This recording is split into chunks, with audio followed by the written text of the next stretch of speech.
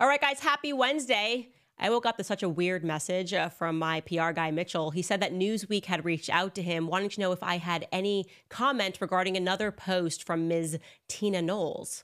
Apparently, Beyonce's hive of fans believes that I am being threatened by her and Solange. They think that Beyonce's sister is going to beat me up in an elevator. Is my life at risk? We're going to talk about that. Plus, Congressional mayhem.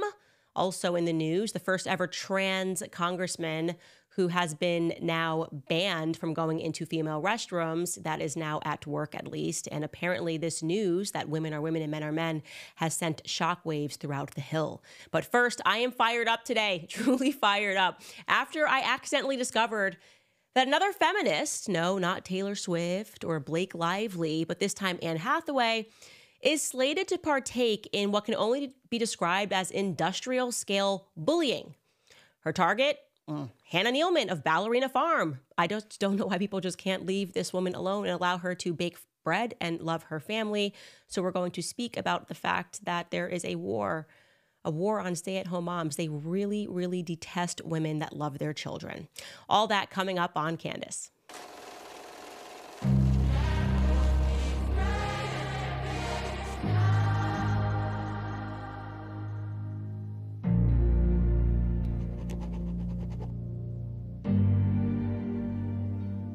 All right, so where should we begin? I guess we should begin with just the blanket statement that I hate modern feminism. If you're new here, I'm a very proud anti-feminist. I view it as really just a social cancer that metastasizes within unhappy women. They just become so angry and so bitter when they see women that don't live according to their mandates. And what are their mandates? Well, the feminist mandate today is that women should be just like men. We should want to be like men. We should fight our biology. Don't worry about having kids. We should climb the corporate ladder and exhaust ourselves doing everything or choose not to have children at all. I would say if you really had to put it into one sentence, modern feminists believe that we should normalize being abnormal, right? Let's normalize being abnormal. That really is the clear mandate. So anyways, I have been finishing up, going through edits on my book and was really wanted to include this chapter. I'm writing a book about modern feminism and how much I hate it. And I was wrapping it all up, recognizing that really this last election was sort of like, this is the test here. Like, are modern feminists going to win? Because that was really the entire platform of Kamala Harris. Like, vote for me because otherwise you won't be able to abort your children. And she's a woman and therefore you should like her and support her. There was nothing else there, no substance, no intelligence. And if she had won, it would have proven to be a major score, a major win for modern feminism. Or are traditional women going to bite back? And I think traditional women bit back. And so I was kind of unpacking that earlier in the year, there was this huge scandal. So in case you're not from America, you probably still have heard of her. Her name is Hannah Nealman. She now has more than 10 million followers on social media. The first time that we've seen a traditional woman achieve that sort of social status ever. And so right around about like 8 million followers earlier this year, suddenly the modern feminists, like people who sip their lattes and write articles about how deep they are because they've realized that they don't have to, they're going to live differently and non-traditionally, people that don't work with their hands, began paying attention to her, and they needed to sort of problematize her existence. Like, you're not allowed to have anything. If you're a traditional housewife, you're not allowed to have an icon. You're not allowed to celebrate anybody. We all have to be turning into kind of like unwomen. You know what I mean? We're not allowed to be women. We have to be the opposite of women, and then we'll celebrate you. If you say you're a lesbian, you say you have no kids. If you say that you decided to take out your uterus and put it in a glass jar so that you could never get pregnant, these are all things that they'll write an article about you. They'll a whole page spread, the cover of Vogue. Amazing, right? Amazing. She's agreed not to have any children. It's part of the reason, by the way, Taylor Swift is so loved, is because she's really emblematic of this modern feminist movement, dating, weaving in and out of relationships, has not settled down and gotten married, but sings songs, really kind of mass scale bullies the men that she's dated who aren't able to speak up against her psychotic fandom that attacks all of them and views men as always the problem, all 34 of them. Like, they're just like, there's no way Taylor has done anything wrong. She's perfect. Anytime her relationship doesn't work out, it's obviously got to be on the guy. There's no pattern here. Look away. Anyway, so I was doing research trying to I was just wondering, what was the source of this? Like, what was the ground zero of this sudden need to hate Hannah Nealman? I mean, literally her Instagram was just her baking bread. She's got 8 kids. She's a Mormon. It's very clear she loves her family. Every post, she's making some soup, some pumpkin soup. I mean, you literally just look at it and you go, ah, that's just so nice. It's so idyllic. It's so wholesome. You know, we live in the generation where we got to just see butts and boobs all the time. Every million subscribers and followers that Kim Kardashian gets, we just get like a full frontal nude and a thank you. Everything's softcore porn. So it was sort of nice to suddenly get a huge departure from this and get a woman that's just posting about her husband who's a hog farmer, and she's milking cows every morning. And plus she's doing ballet moves, hence the name Ballerina Farm. She received her degree from Juilliard, the prestigious Juilliard school in Manhattan. And she was a ballet dancer. And then her and her husband decided that they wanted to get into farming. So she wears these like muddied boots and she does ballet moves in her kitchen, which is always kind of a mess, but like a perfect mess, like really beautiful kind of a mess with kids all over the place, baby on her hip. It's just nice to get a break from boobs and ass. Can I say that? It's just nice to get a break. I was like, this is so refreshing. I don't have to look at boobs. But of course, like I said, the modern feminist said this could not be okay. I was going, where did this start? And it starts with a young woman named Caroline Burke, who on TikTok just in 2023, the end of 2023, became obsessed with, and when I say obsessed, she published a 36-part series discussing trad wives, discussing Ballerina Farm, and discussing the rise and everything that was wrong with trad culture. So I'm going to show you a clip of her kind of saying that her fame can only be attributed to the fact that women are losing their rights in America. Take a listen. Public service notification. Everyone pause. I have been quoted in a lot of things in the last few weeks, which has been such a funny left turn in my life. But in one of the Substack articles that I was quoted on, what I read was that Ballerina Farm had 1 million followers in 2022 and has gained 7.5 million followers since then. Which means that when I said, kind of offhandedly, that I thought that this was connected to Roe v. Wade, I was actually completely correct. You cannot tell me that it is accidental that in the 2 years where we lost more reproductive rights than in decades previously, all of these trad wives have been gaining insane traction online. Also, I'm sorry about the bedhead. I'm just really excited and I can't wait. Like, does that not blow your mind? Whether you think that culture and media are the same thing, or culture drives media, or media drives culture, or media drives politics, or politics drives media, you have to acknowledge that they're in this constant dance with one another. And we are watching these accounts gain millions of followers at a time when women don't have access to control over their own bodies. Why do we think we're following this woman who has happily chosen to procreate as much as humanly possible, who is in her early 30s and has 8, 9, I can't even keep track, that many children already, and has them happily and has the support to make it possible, to make it look enjoyable? I think it's because even the most progressive of us are so afraid of what's happening right now that we are subconsciously desperate to see a sign that it's possible to live in this world and still find joy. Most of the women my age that I know are terrified of having children because they don't want to deal with the immense financial burden. We are terrified to have miscarriages. We are terrified to have to pay for childcare. And we are also at a time period where statistically men are going to start getting promoted over us at much higher pace than previously. It is not accidental that all of this is happening and that Ballerina Farm is gaining so many followers. When you ask me why do I care, this is why. This is why I care. This is why it matters. It's all connected and it's all pointing towards some pretty clear signs that the women are not okay.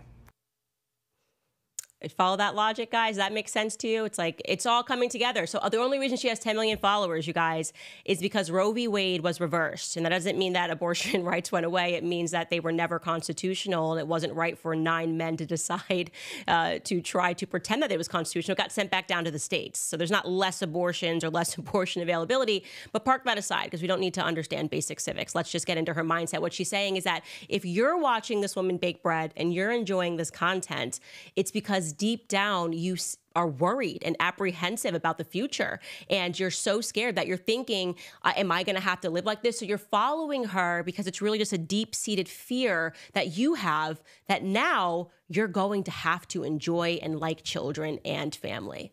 Ah, modern feminism. Absolutely love that. And it gets even deeper. She gets really deep in this 36-part series. She even realizes that it's trad wives exactly like the fall of Rome. Take a listen. You're not going to believe this. The synchronicity is honestly mind-blowing. I just found out that today is the 51st anniversary of Roe v. Wade. And these are the messages that I am getting today from fans of Ballerina Farm. I dare you to tell me that there's no connection between the rise of trad wives and the fall of Rome. I accept the dare. There is no connection between the rise of trad wives and the fall of Rome. Like, what are we even speaking about? But it's incredible because they're so complex and there's just nothing there. There's nothing there. The fall of Rome actually could be attributed to the exact opposite, when society moved away from tradition and everybody became gay. Like, I just don't know how you're able to connect Ballerina Farm to the fall of Rome, but who cares? Whatever. She's having a good time. And by the way, it's every piece of Ballerina Farm's life that really complicates things for her and that she's upset with. You can even see that she's a lot of snark. Speaking about women that are just Christians, women that turn to the Bible, you know, she's realized that those women, unfortunately, just have never read books before. That's why they're so mind blown, and that's why they like their Bible so much. Take a listen. So there's this trend that I've been noticing online that I find kind of funny to watch, and it's that a lot of women who like to dive into like the new age spirituality are becoming Jesus girlies, hashtag Jesus girlies. And they're talking about like the miracle of the Bible and how incredible it is and how overwhelmed they are. And the thing that I always think, and I'm genuinely not trying to insult anyone's religion here, the thing that I always think is like, I think that this is just your first time enjoying literature. Like, I personally don't know a lot of deep biblical Christian people who are also intense readers. And so sometimes when they talk about the Bible, I'm like, yeah, man, that's books. Like, that's the joy of fiction. Like, yeah, you experienced transcendence. I did too. When I read All Fours by Miranda July. That's the beauty of literature. And like, you might actually get that transcendent, empathetic experience just by like reading works of fiction by people who aren't like you. And the best part is that fiction usually doesn't tell you that women have to be subservient and that you get to kill people who don't have the same beliefs as you. Anyways, if you're a Christian and you love the Bible, no shade to you. I was raised Catholic. I'm very familiar with the Bible, but I do just think that there are a lot of people who like are very unhappy and who pick up the Bible, and like if they had picked up Steinbeck, they probably might have had a similar experience. They were experiencing a connection with humanity through art. But instead of calling it art or calling it literature, they're calling it Jesus. And I guess it's just funny to me. Don't be insulted, ladies and gentlemen. Honestly, the real issue is the reason why you like that Bible so much is because you just haven't made it through the Harry Potter series. You just haven't made it through fiction and experienced a transcendence. Like when I got to really thinking about the complexities of Lord Voldemort, these Bible girlies just don't realize it has so much more to offer. When you can finally say Hermione Granger and you pronounce it right, you experience this moment of transcendence. And so I've recognized that the majority of you are just basically illiterate, and that's why you like your Bible. I guess. So I just love that. I would love to get her in a room, by the way, like with my husband, who has like a master's in theology from Oxford, and just have her basically pitch to him that he's illiterate, and that's why he loves his Bible so much. I really, really love this. I don't even hate this girl. I am enjoying this content because it's, like, I know that she thinks what she's saying is so deep and so profound. By the way, I should mention here that I do consider myself to be an avid reader, and I admittedly had never heard of that book she mentioned, All Fours by Miranda July, and so I decided to look up the book, and this is a description that's provided on Goodreads. All Fours is a 2024 novel by Miranda July. The novel follows a 45-year-old perimenopausal woman who, after having an extramarital affair during a road trip, has a sexual awakening.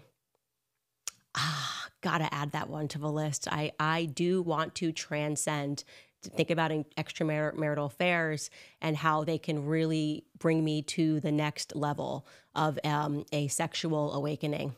Anyway, so this young woman experienced, I should add here, what can only be described as nirvana when the Times did that incredibly invasive piece on Hannah Nealman, right, in Ballerina Farm. I'm not kidding when I say that she was happy about that piece. I remember people were outraged because we all looked at it and said, why are you bullying Hannah Nealman?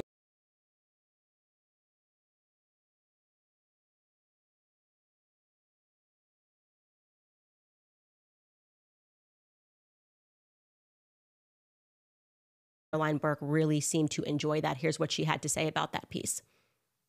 I wanted to follow up on that topic because a few days ago, a new profile of Ballerina Farm came out. It was written by the writer Megan Agnew, and it was for The Times. And it really illustrated the point that I was trying to make 6 months ago. The point being that someone can be the face of a brand, they can represent it, but they're not necessarily working alone, and they are not necessarily calling the shots.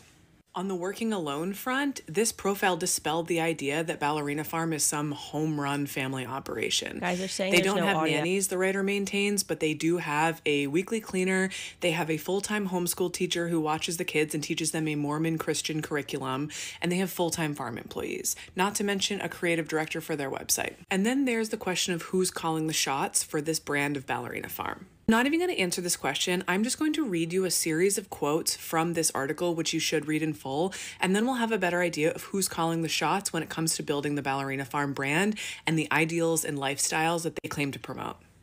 Quote number 1. Daniel wanted to live in the great western wilds, so they did. He wanted to farm, so they do. He likes date nights once a week, so they go. They have a babysitter on those evenings. He didn't want nannies in the house, so there aren't any. Yeah, so essentially, this woman, like I said, who was unmarried and had no kids, went to the house, saw a functional marriage, saw the two people that were finishing each other's sentences, and made it seem like she was living the life of a handmaid's tale, which led to Hannah Nealman and Ballerina Farm posting on the Ballerina Farm website that basically she felt she was just shocked by the piece. She was shocked that a journalist would do this, would intentionally come here, plot against her, and write terrible things about her husband, who she loves very much, and was not, I guess, familiar with modern feminism and what these people are really after, which is creating a bunch of women who are fundamentally unhappy because they're trying to be like men. And so she needed to pretend that this dynamic wasn't healthy. Anyways, here's where we get to the fun part, okay? So despite celebrating this major win, feminists, yay, we think that Hannah Nealman is actually trapped like Rapunzel in a tower and being forced against her will to have children with someone she describes as a love of her life.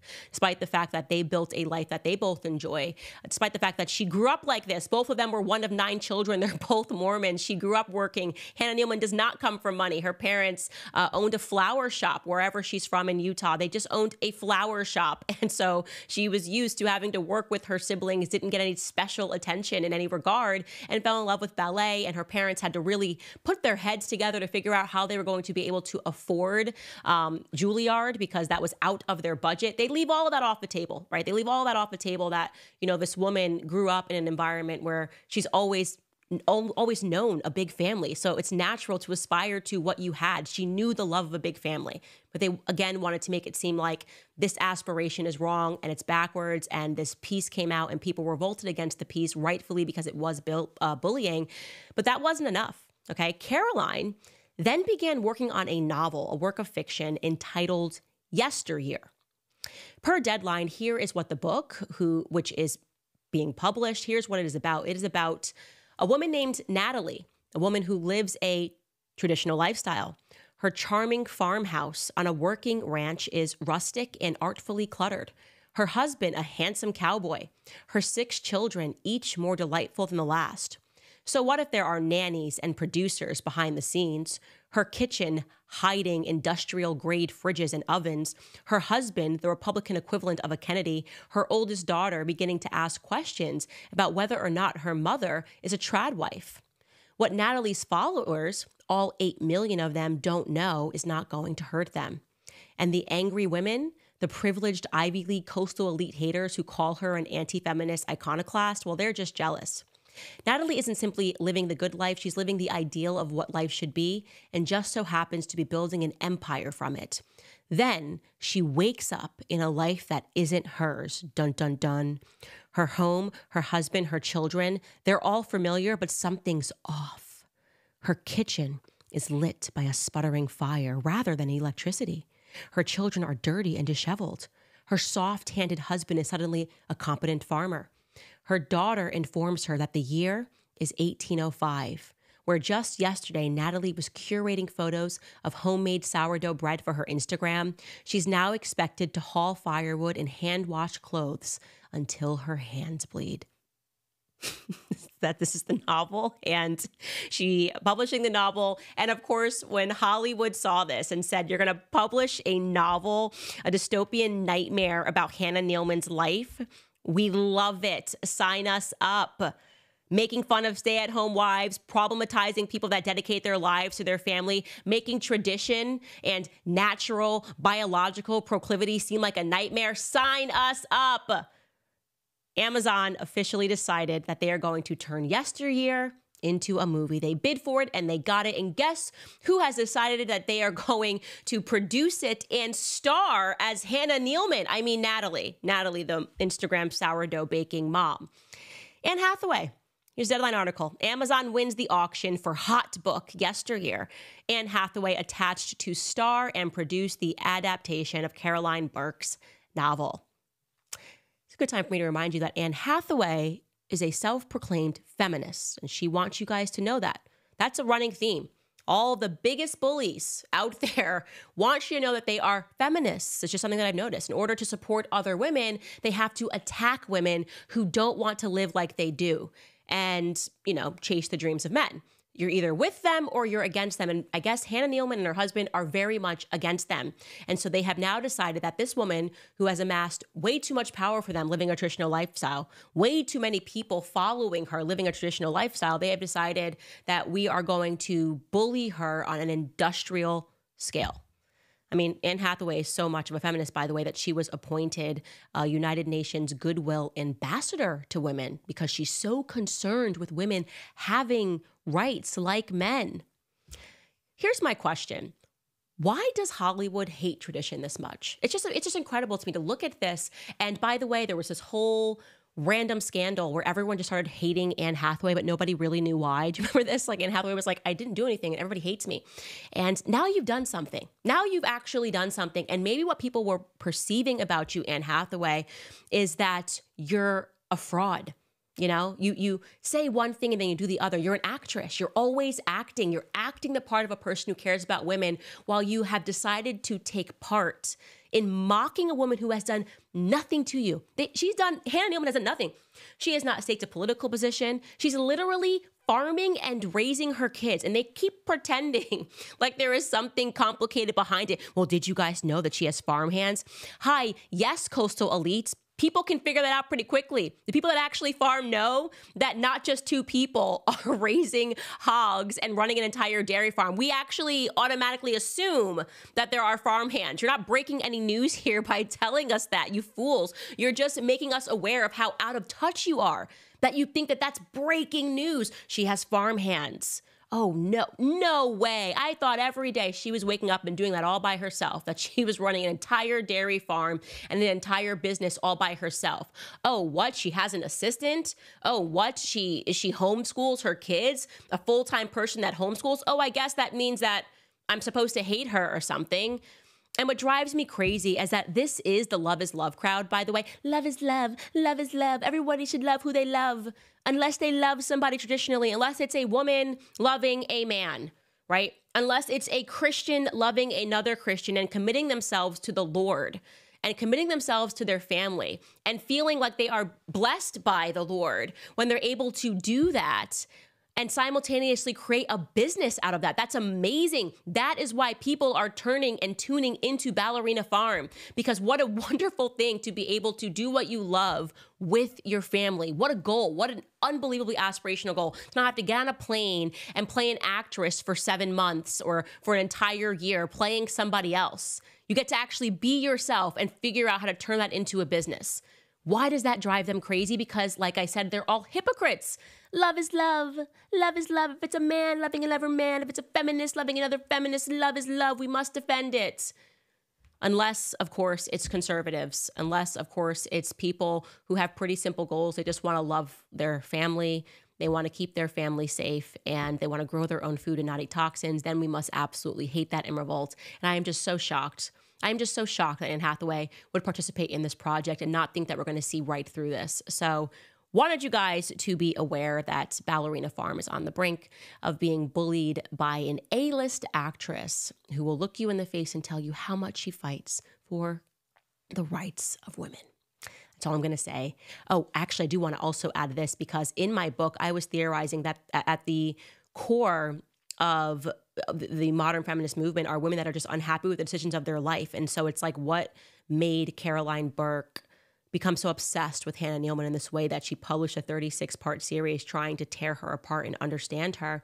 And I think she gave it away in an Instagram post. She published this when it was announced that her book was going to be turned into a movie on her own Instagram page. It's very telling. She writes at the bottom there that she spent most of 2023 wondering if I had missed the moment with my own life. For a decade, I had been trying to become a novelist, yet all I'd really succeeded in doing, it seemed, was to accumulate an impressive pile of false starts and missed opportunities. I didn't know what to do, didn't know if I should keep writing, didn't know what my life would look like if I stopped. I didn't know if I wanted to be a mother, if I could stomach the mental precarity of starting a journey so fully defined by ego obliteration at the same exact time I was living through complete dissolution of the identity I'd imagined for myself. It felt, if I'm being honest, like some part of me was dying or maybe was already dead. So what she did in 2023 as she was going through this death and realizing that she spent so much time dedicated to her career was she then focused her sights on Hannah Nealman, who chose the opposite thing, who chose to get married when she was really young and finishing her last year of school and decided to dedicate herself to her family. And she poured her creative pursuits into projecting onto Hannah Nealman what she felt that she didn't accomplish in her own life, which was having children. And what I want to say is that maybe this Amazon thing becomes a success and maybe feminists love it and they give it an award, but it's nothing like hugging your own children at night. I really, really do believe that hating Hannah Nealman is not going to make you happy at night.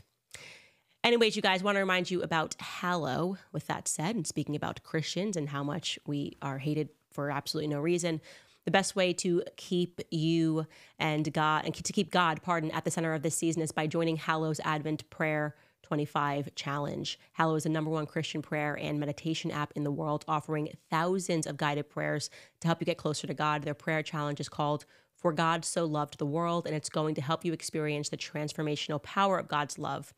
In the prayer challenge, survivalist Bear Grylls and Jonathan Rumi from The Chosen guide you through the book A Severe Mercy, which is about the remarkable story of a couple's encounter with God. You'll also hear from Pastor Francis Chan and Jeff Cavins as they take you through reflections on Scripture, and actor Kevin James will be a part of the challenge to discuss the spiritual classic divine intimacy. This season will be such a beautiful opportunity to be seriously transformed by God, so do not wait. You can get 3 months free right now when you sign up at hallow.com/Candace. Spend time on the most important thing this Christmas, your relationship with God. That's hallow.com/Candace, and you will get 3 months free of Hallow. All right, let's get into this congressional story because I guess people are just so shocked and so outraged. Men are men, women are women. What are we saying? Because we are barreling towards the future, and in the future, you can be whatever you want. All right, so let me tell you the story of a person named Timothy McBride. Timothy McBride was born in Wilmington, Delaware, home of the Bidens. Timothy's father was a lawyer and his mom was a guidance counselor. I cannot tell you how many times when you look into the story of transgendered people, there's a guidance counselor and a therapist in the background. Anyways, while a young adult man, Timothy became very active in politics and simultaneously became very close with the Biden family. He was actually a staffer for Beau Biden in 2010. That's Joe Biden's late son, who sadly passed away of cancer. And a year later, Timothy transitioned and became Sarah McBride. Now we have Sarah McBride, and Sarah carried on a relationship with the Biden family, most recently working in the White House Office of Public Engagement and Intergovernmental Affairs, actively working on, yes, you guessed it, LGBTQ issues. Recently, Sarah ran and successfully won a seat in the U.S. House of Representatives, which made Sarah the first trans person on the Hill. Obviously, this caused a bit of a reaction, namely because the females on the Hill suddenly had to start thinking about this in a way they hadn't before, which is to say, wait a second, do I have to share public restroom space with Sarah because I'm not comfortable with that? Particularly Nancy Mace from South Carolina began kicking up a real fuss, insisting that Congress make a real effort to ensure that biological men would not be permitted into female restrooms. And so she made good on her word. She put together a bill which would prohibit biological males from entering female bathrooms in the Capitol. Sarah McBride was not keen on this. This is what Sarah McBride tweeted about the effort. Sarah tweeted, "Everyday Americans go to work with people who have life journeys different than their own and engage with them. Respectfully, I hope members of Congress can muster that same kindness," followed by, "This is a blatant attempt from far right-wing extremists to distract from the fact that they have no real solutions to what Americans are facing. We should be focused on bringing down the cost of housing, healthcare, and childcare, not manufacturing culture wars. Delawareans sent me here to make the American dream more affordable and accessible, and that's what I'm focused on." Now, to be clear, I feel like if that's what you were focused on, bringing down the cost of living, maybe when you were working in Biden's White House, I don't know. I feel like that's when a lot of things got very expensive. But don't listen to me. It doesn't matter. Obviously, the point here is clear. Republicans are only caring about this bathroom stuff because they're distracting from the fact that the economy, which the Democrats have been in control of for the last 4 years, is an absolute disaster. And I can tell you that Nancy Mace did not take to that kindly.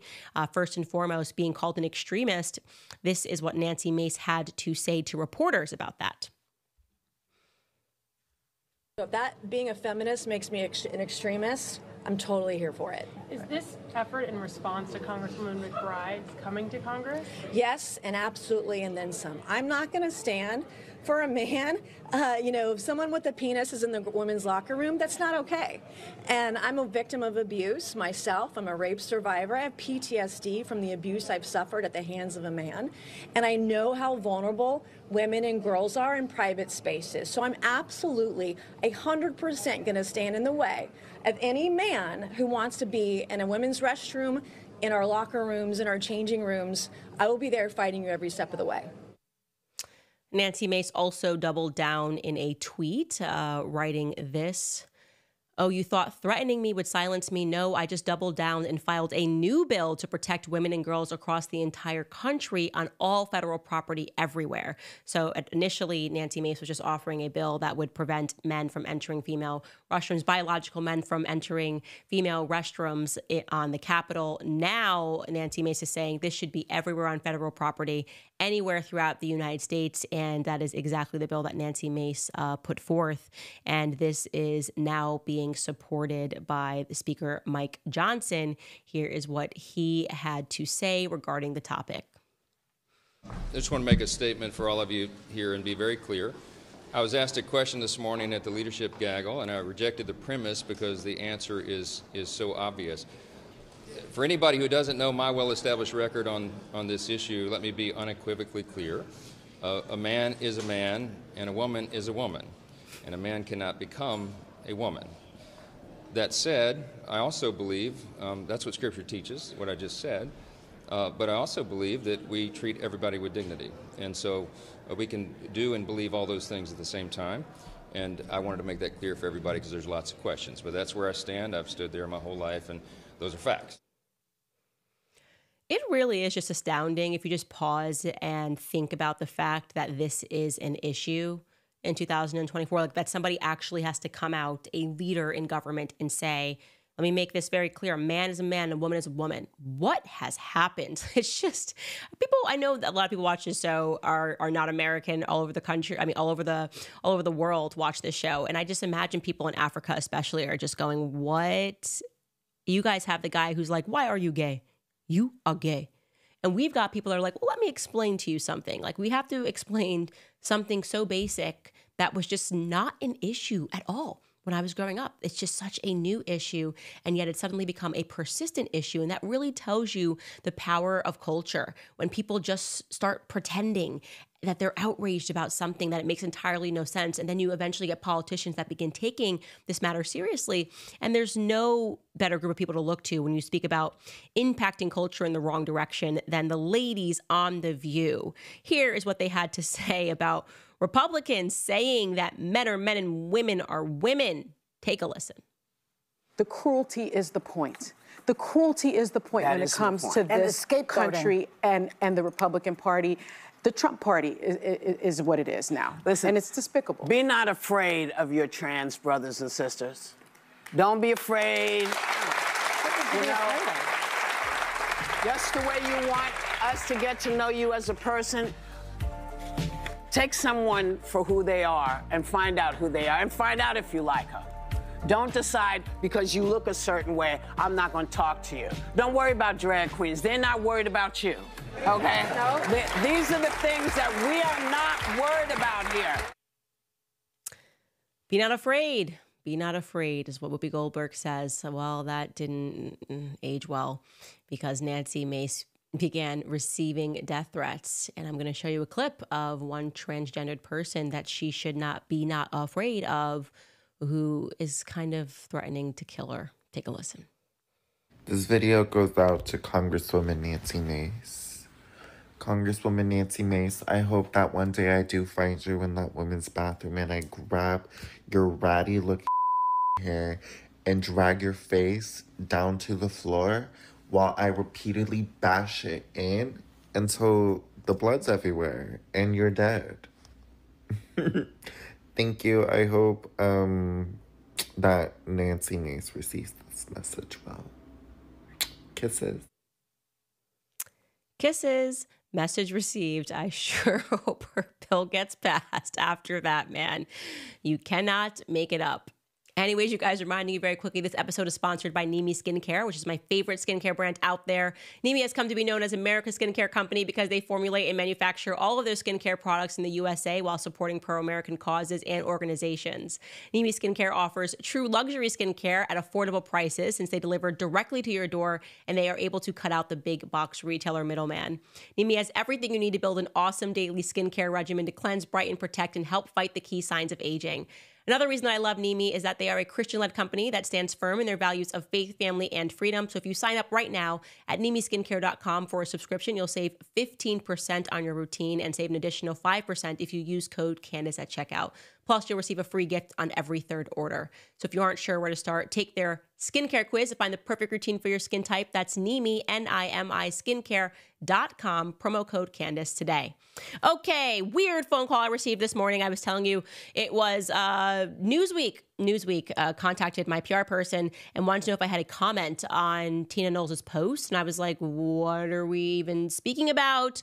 So Tina Knowles posted this onto her Instagram page following our drama. And by our drama, I mean her singling me out for absolutely no reason for a large report, a global report that Beyonce accepted $10 million for her 3-minute speech in support of Kamala. I was not the first to report it. I was like the 4th day report on it. And for whatever reason, she singled me out and I responded to her. But anyway, she posted a picture of her and Solange. And the caption here on Instagram is, a couple of weeks ago, I had the pleasure of hanging out with baby Solange. Solange at the LACMA Gala. We had a ball. My friend just sent me this photo, both in Gucci. And it's her and Solange wearing what appears to be Gucci. And I don't know, I don't know if this is like gang signs or something, but people in the comments, for whatever reason, and Newsweek thought that this was a subliminal message to me of some sort. I'll show you some of the comments here. Is this a warning to Candace Owens's airhead self? Writes, I am Cody. Granny Tech says, beautiful. Ignore Miss Owens. She jealous. And then Lindsay said, oh, she gonna slap Candace in the elevator too. Again, I don't know if I'm just not reading in between the lines, because when I saw it, I was just I think it's just a photo of her daughter. I think it's a photo of her and Solange, and they're wearing Gucci at the LACMA Gala or whatever. So I don't know what subliminal message I missed. Maybe the Beehive is getting text messages and they speak a different code, but I didn't give them an answer in Newsweek because I was just I don't know what we're even speaking about anymore. And in case you're wondering why people are saying that and you missed the biggest, one of the more iconic things that ever happened in terms of Beyonce's public life, they're referencing the elevator attack. In case you forgot this, in 2014 at the Met Gala, the after party was hosted at the Boom Boom Room atop the Standard Hotel in New York City. And Solange, Beyonce's sister, and Jay-Z and Beyonce and their security guard were exiting this after party, and they got into the elevator. And it's a very short elevator ride from the top of the Boom Boom Room, top of the Center Hotel, to the bottom to greet the paparazzi. And during this ride, Solange just starts beating the living hell out of Jay-Z. I'm going to show you here. Here she is. They've stepped into the elevator, and Solange just takes her purse and just starts beating Jay-Z, hits him in the head one time upside, kicks, another kick, another thrust. The security guard's holding her back. I think she spit there. And then he comes forward, and then she kicks him. He grabs her foot.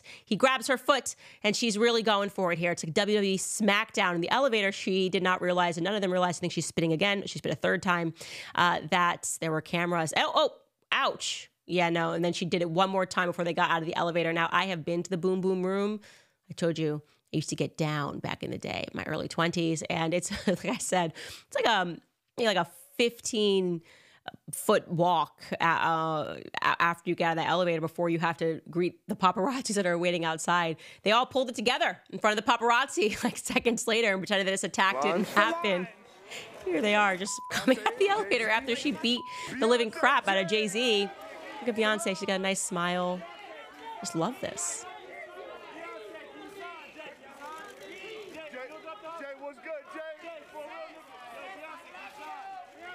And Beyonce just smiles to the paparazzi, just keeps it classy.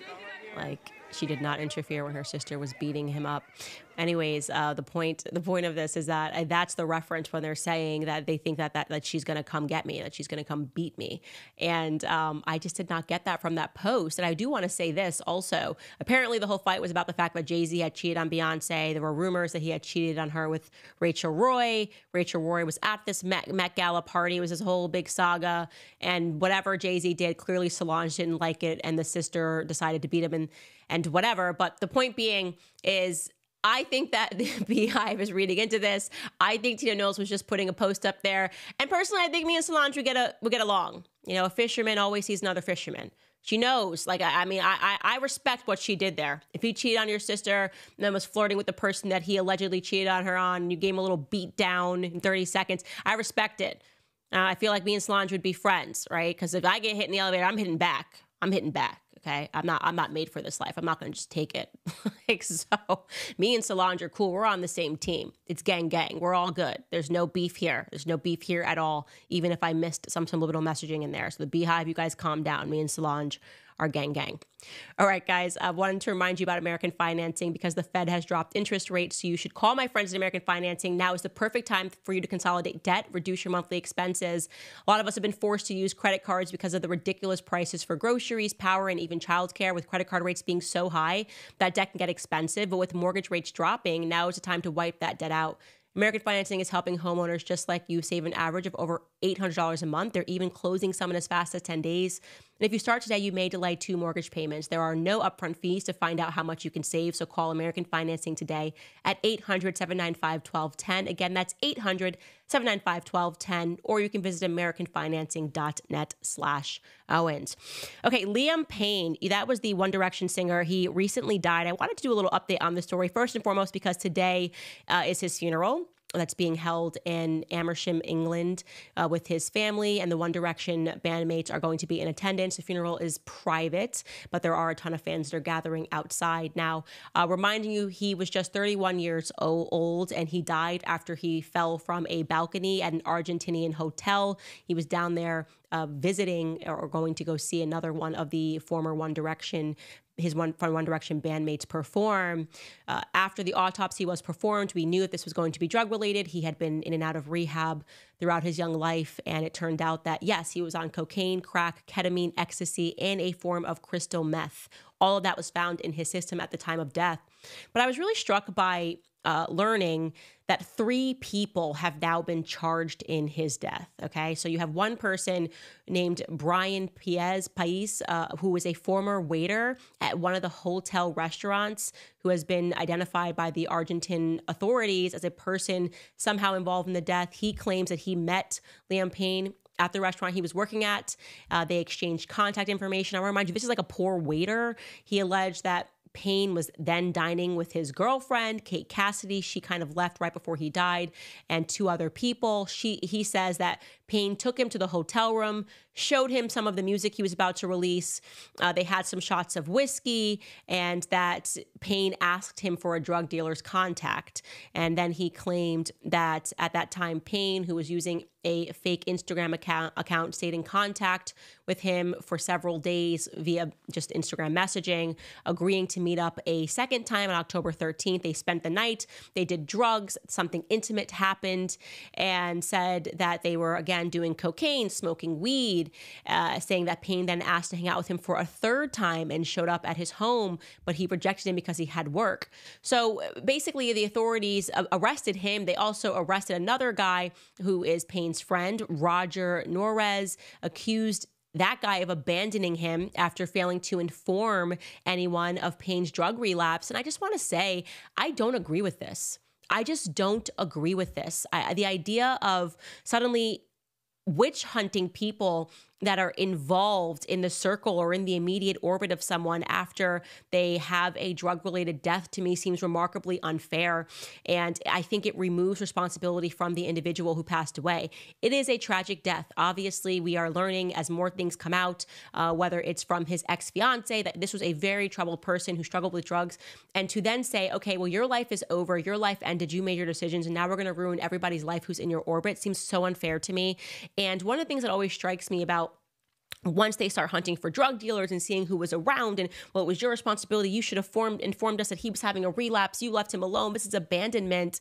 The thing that I always realize and that drives me insane is that they will put a drug dealer in prison when somebody dies of a drug overdose, but they will never go after like big pharma in the same way. Like big pharma only has to pay fines when they get like all of America addicted to opioids or methamphetamine or cocaine by prescribing them drugs that are way too strong when they have like a toothache, and then those people turn to the streets and turn to small time drug dealers. But the big people that get people addicted are always ignored. And Liam Payne did not become addicted to drugs in Argentina. He had not become addicted to drugs when he met this waiter.